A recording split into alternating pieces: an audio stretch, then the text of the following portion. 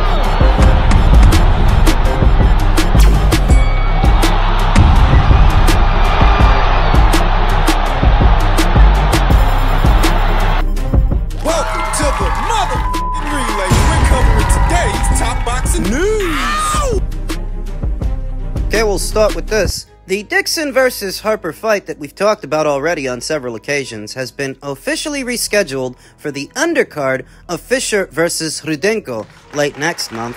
Initially, I thought it would land on the undercard of Prograis versus Catterall, which has also been rescheduled. That's where it was originally supposed to go down initially. Then Jack Catterall got injured, so they had to move it. They moved it to Dalton Smith's undercard. Then Dalton Smith got injured, so they had to move it again, and here we are. This is a sink-or-swim fight for both fighters. This is a make-or-break fight. For Rhiannon Dixon, who's in very great company in the lightweight division, her fellow champions Beatrice Ferreira, Caroline Dubois, these are standout amateurs, blue-chip prospects, now champions. They have something in common with each other that young Rhiannon doesn't have in common with them, and it's that amateur background, that pedigree, that they're both Olympians, Beatrice and Caroline, now champions in the paid ranks, in the pros.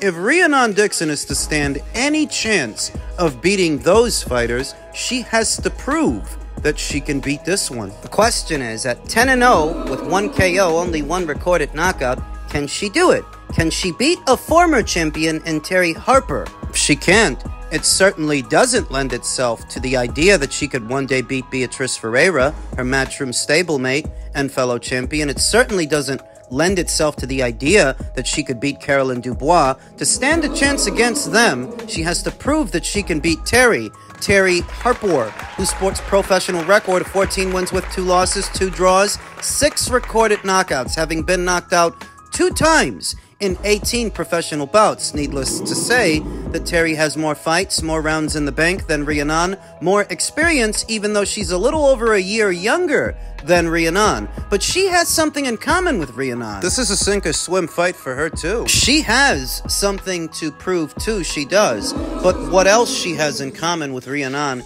is that she's not some amateur standout. She's not an Olympian like Beatrice Ferreira, like Caroline Dubois. No, Terry Harper and Rhiannon Dixon have similar beginnings. They both got their start on the white-collar circuit. I don't really have that here in America, the white-collar circuit. It's somewhere in between the amateurs and the pros. It's sort of being a semi-pro. And that's how they both got their start in the sport of boxing. They have that in common. They have to now create separation. There's no rancor. There's no animosity between Rhiannon and Terry. They don't hate each other, but they have to beat each other. They have to. For Terry Harper to win this fight, the more statuesque fighter of the two, the more long and limber fighter of the two, she has to use those long levers, those extremities, her height, her length. Those long legs that make for long strides to help her manage the distances. Terry Harper's best punches are her straight punches, when she has room to get full extension on the punch, get the arm all the way out. That's when she generates optimal power. So to continue to do that, she's got to manage the distance. Keep Rhiannon at arm's length. She's got to manage distance where Rhiannon has to close it. Rhiannon, the more herky-jerky, quirky fighter of the two, does her best work mid-range to inside. So Rhiannon's got to get inside, and Terry's got to try to stop her. Keep her out. Rhiannon shows good shots to the body and a quality right hook. Rhiannon is a southpaw, where Terry is an orthodox fighter. Rhiannon leads with her right, Terry leads with her left. Rhiannon has to close the distance where Terry has to manage it. Terry's got to slow the fight down.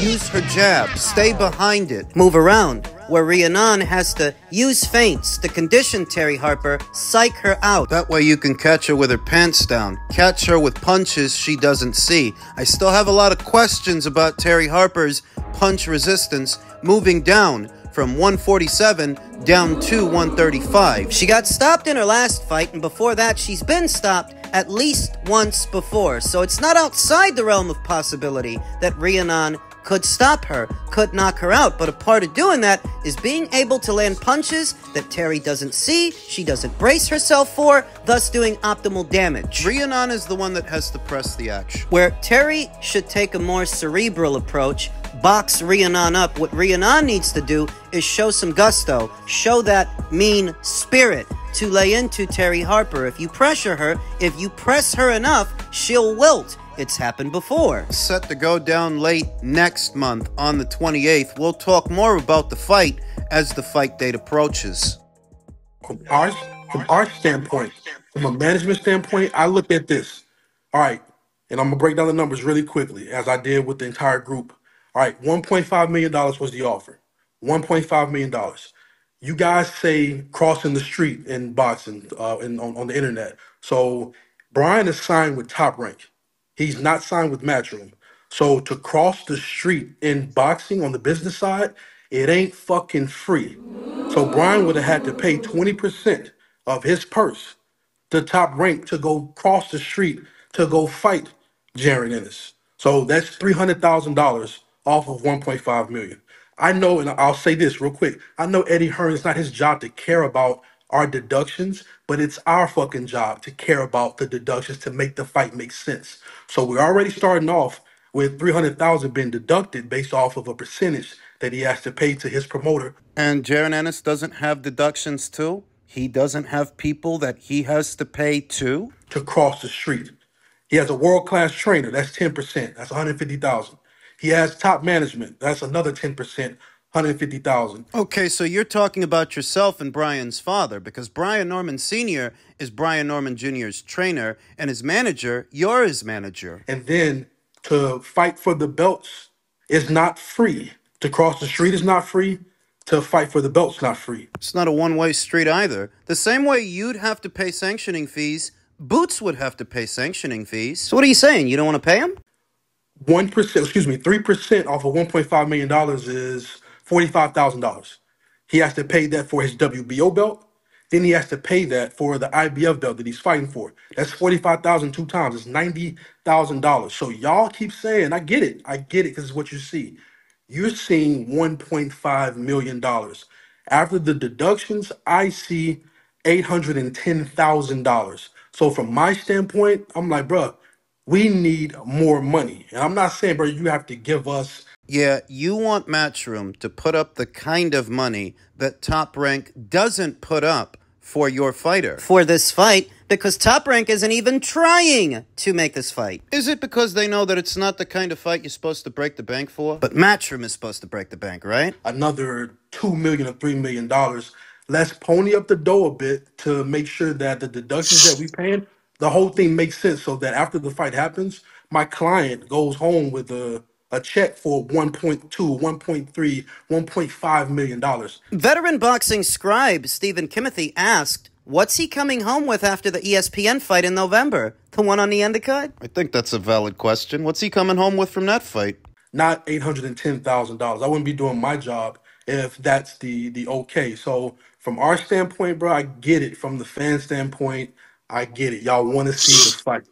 We are a management company. We represent fighters, and the damn company's name is Fighters First. So Bryan Norman will now defend his WBO welterweight world title versus Derek Cuevas on Keyshawn Davis's undercard on November 8th after negotiations with Jaron Boots Ennis collapse. Boxing insider Rick Glacier reacted to all of this by saying, Bryan Norman turning down what was $1.7 million to fight Boots Ennis is being called a duck by many on social media. From the business side, it may turn out to be the smart decision if Norman wins his next title defense now being planned. Remember, boxing is a business first, and Bryan gets it. No, he doesn't, and neither do you. Because your entire analysis of the situation relies on the presupposition that Bryan wins his next fight. What if he doesn't? You think I haven't read this book before? I've read this book before, where a fighter turns down a career-high purse, walks away because he's under the impression he can always come back to the table. And what if you end up losing the one thing that gave you an iota of leverage in the situation? What if you lose it? What then? You don't think you could lose on the Top Rank side of things? I remember Gabe Flores, young fighter, Top Rank was invested in. Yeah, they were invested in him until Luis Lopez beat him. Luis Lopez, IBF champion? They were invested in Luis, they were. They were invested in Luis until Angelo Leo beat him. Not that long ago. Giovanni Santillán beat Alexis Rocha for WBO interim status. And Top Rank was invested in him for about 10 seconds, until Bryan Norman beat him. And that's how we got here. But you don't think that could happen to you? You don't think that could end up being you when it's been several fighters before you? The illusion of choice by those who believe they have the luxury of time. So often it happens in the sport of boxing, and so often so many don't learn from it. These guys that walk away from career-high money because they're under the impression they can always come back. They can always come back and renegotiate. Well, if you lose that belt... And don't think that you can't lose that belt. Oh, Shockey Foster lost his in his last fight, in a fight that most people scored in his favor. He lost his belt. You think you can't lose yours? And if you do, my, what a fumble that would be. What a Greek tragedy. He's betting on himself. Because I haven't heard that one before. America's obsession with cliches and beggars that are trying to be choosers, and those who identify with being on the B side of life, being on the B side of negotiations in the sport of boxing. This is little more than an undercard fighter pricing himself out. You guys that keep telling me that, well, he's a world champion now. Yeah, he's a world champion who is still fighting on an undercard. All right. So what do you want me to believe? That he's going to make more boxing on a prospect's undercard. Not even a world champion or a big marquee fighter, a big name. A prospect's undercard. He's going to make more money doing that than he would have made fighting Boots. Even with the deductions, he likely still would have made more doing that. Fighting Boots. The reason he doesn't want to, the obvious reason, is because he doesn't like his chances against Boots, and that's what doesn't get said enough. So many of these arguments are had on the premise that the guy actually thinks he can win. If he thought he could win, I think he would have negotiated differently. If he thought he could win, I think he would have took the fight.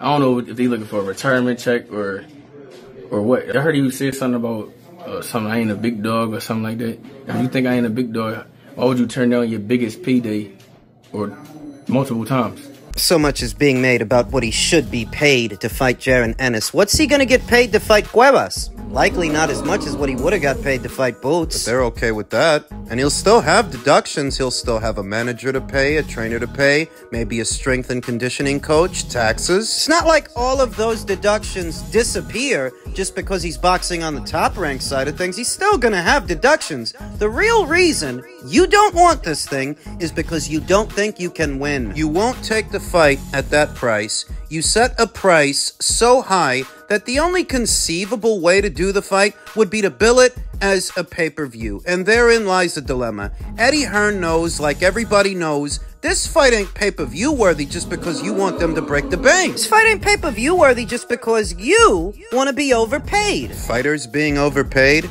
is the reason so many fights end up on pay-per-view now. Like we ain't got enough box office fights on the schedule. In men's junior middleweight news, former junior middleweight champion Israel Madrimov is chasing world titles and wants Terence Crawford again.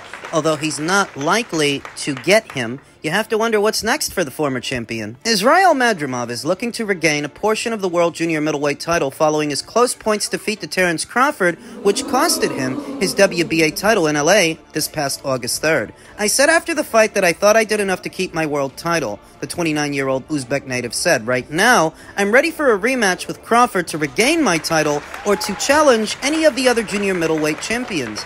he won't get those opportunities either. There are not that many. You're really just talking about Sebastian Fundora and the winner of Zhu versus Murtazaliev, both of which will likely tell themselves they have bigger fish to fry. They can always unify instead of giving Israel a shot, because Israel is still a high-risk, low-reward guy. He just made one of the best pound-for-pound fighters in the sport look a little average. Look a little ordinary. For that, there are a lot of people out there that are not going to want to roll the dice with Israel. Israel, who said, a rematch with Terence Crawford is my goal, but I'm not sure he's interested right now. Our fight still has left many questions unanswered. I am sure that one day, if he is willing, we will fight again, said Madrimov. Fundora is a unified world champion. Murtazaliev holds a title. I want to fight the best and prove again that I deserve to be a champion. There's only one way to prove that you deserve to be a champion, and that's in the ring, in the fight. The problem is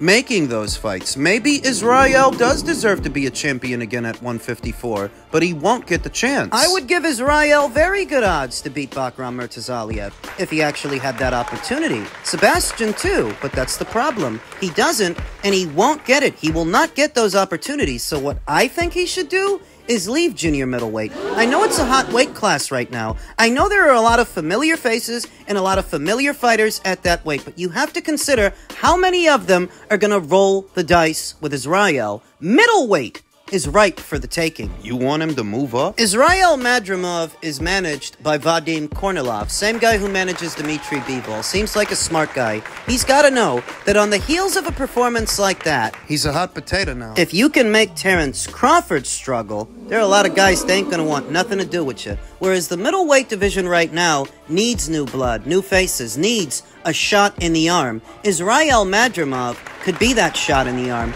I recommend that not only should Israel move up to 160, but go the WBA route. Target the winner of Arislandi Lara versus Danny Garcia, as you could give Israel Madrimov good odds to beat either of those guys. Whoever wins that fight, you start on that now. Do it. These familiar faces and names at 154 won't be there forever, but they won't face you now. You move up to 160. You get a head start on a 160-pound campaign, because eventually they're going to as well. You do this now, that by the time they move up, you're established. You're a name up there. You're a champion. Vadim, ты слышишь? Move him up, because if you stay at 154 now, you'll just be wasting your own time. Сделай это. I don't see why Israel can't do well for himself at 160 pounds. It's not exactly the deepest of divisions right now. Might be a breath of fresh air to not have to cut the extra pounds to make 154. Making 160, he might be just as, if not more, formidable. Grow into the division. Because you have to be realistic.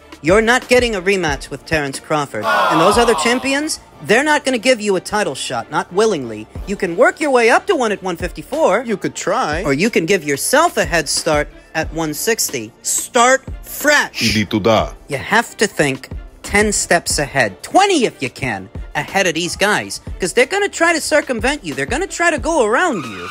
You move up, you fight in a couple of WBA eliminators, you can win. The 160-pound division ain't full of killers right now. Remember that two of the champions there right now used to be junior middleweights, Carlos Adames, Arislandi Lara. Israel should join them.